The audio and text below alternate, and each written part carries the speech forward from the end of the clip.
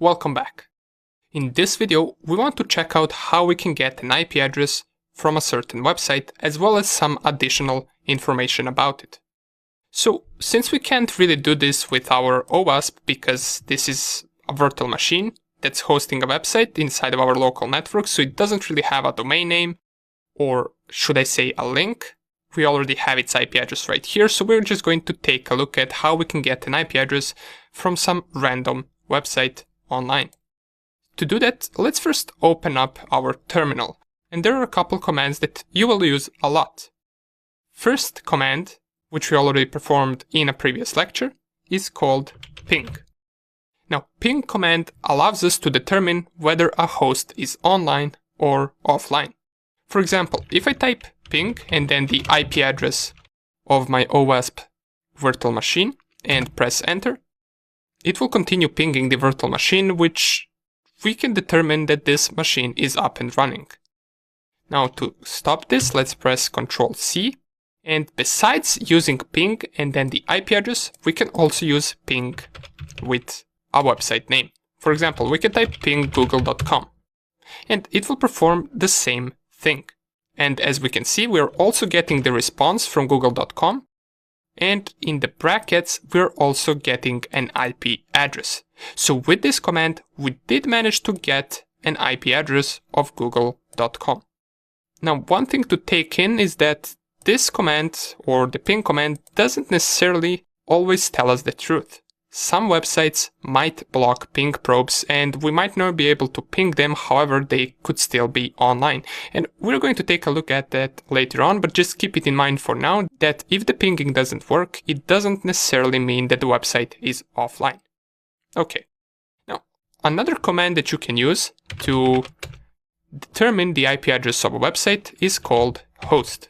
If you type host, and let's right now use, for example, Tesla, so host tesla.com, it will tell us tesla.com has an address of 199.66.11 and then 62. It also gives us some additional information such as tesla.com mail is handled by this. Okay, so this is additional information, but we were mostly interested in this. Don't worry if you get a different IP address for these bigger websites, it's normal because they're not hosted only on one IP address. And the third way that we can determine is with the help of a command called nslookup. So if I type nslookup.com, it will give me a response of my server or my DNS server, or in this case my router, which is hosted at the IP address of 192.168.1.1. And the answer to our question will be down here.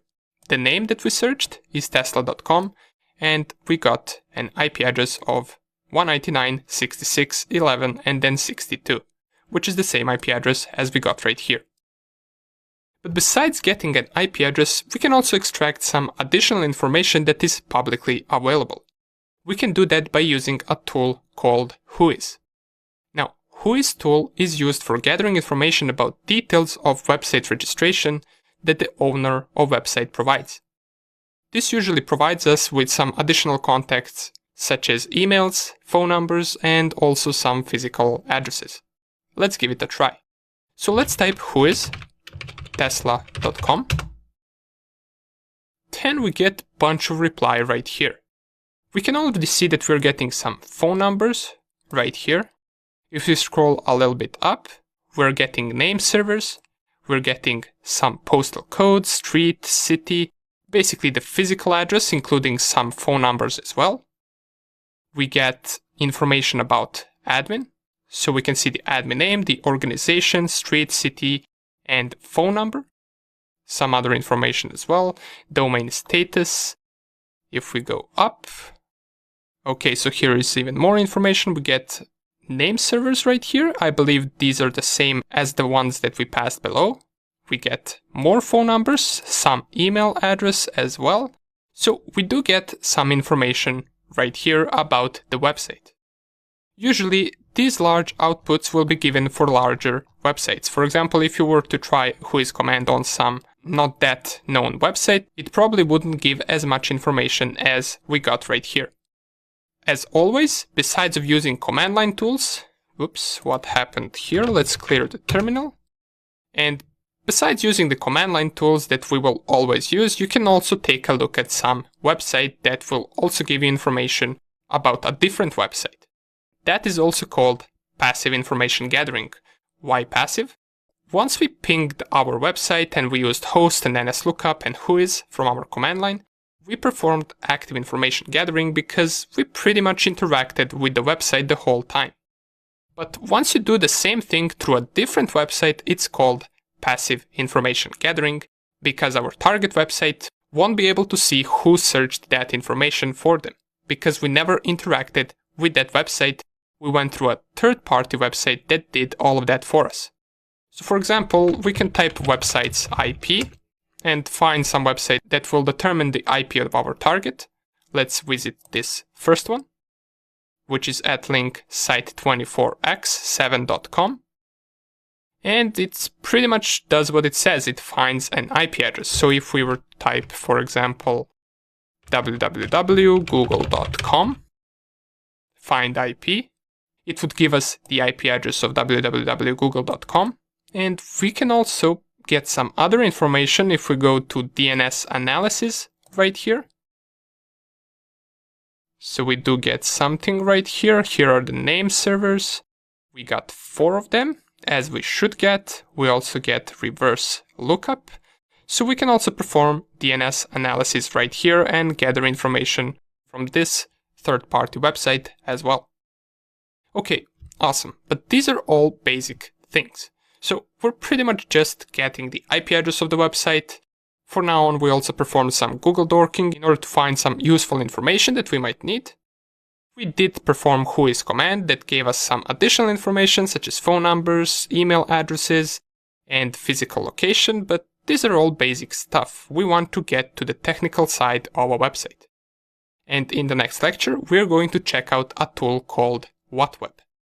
That is the tool that you will also use a lot, and it's pretty useful in discovering technologies that are behind the website. Nonetheless, thank you for watching, and I will see you in the next lecture. Welcome back. In this video, we will cover a tool called WhatWeb. And as I mentioned in the previous lecture, we use WhatWeb to determine which technologies does a website have. So it's still information gathering, but from a technical aspect. And WhatWeb is a tool that we already have pre-installed in Kali Linux, and we can run it with the help of a terminal. So let's do it straight away. As usual, make sure that your OWASP virtual machine is running, and all we need to do to run the WhatWeb tool is to type WhatWeb, and then the IP address of the target that we want to scan. In my case, this is 192.168.1.4, which is the IP address of my OWASP virtual machine. If I press enter, since this machine is in my local network, it will take just a few seconds for this command to finish, and we do get some information here. As we can see, this is the link that WhatWeb tool tried to visit. It got 200 OK code, which means it successfully loaded the page. It discovered the Apache version, which is 2.2.14. If we go right here, we got country, we got email addresses, so it does manage to even get some email addresses out of this page. The HTTP server appears to be running Ubuntu Linux. We get the Apache version once again, and we get the IP address, the jQuery version, the OpenSSL version, the PHP version, and some other versions as well. As we can see, the target machine is running Python 2.6.5. So this allows us to discover technologies behind a certain website. And what could be our next step is to take perhaps Apache version, Google this version and see whether it has any known vulnerabilities that exist. Now, this is just a regular command with WhatWeb. What we can do to discover what else we can do with WhatWeb, we can run this command, which is whatweb --help. Once you type it in, it will give you all of the possible things that you can do with this tool. So we have a bunch of other options that we can use, such as input file, URL prefix. We got the aggression mode, so the aggression level controls the trade-off between speed and stealth and reliability. There are 3 aggression modes: the stealthy, aggressive, and heavy. Now, you can go through this menu if you'd like. This is just a short help menu of the tool. But if you want to know even more about the tool, you can use a command called man, which is shortened for manual. If you type man and then the tool name, it will open the manual for WhatWeb.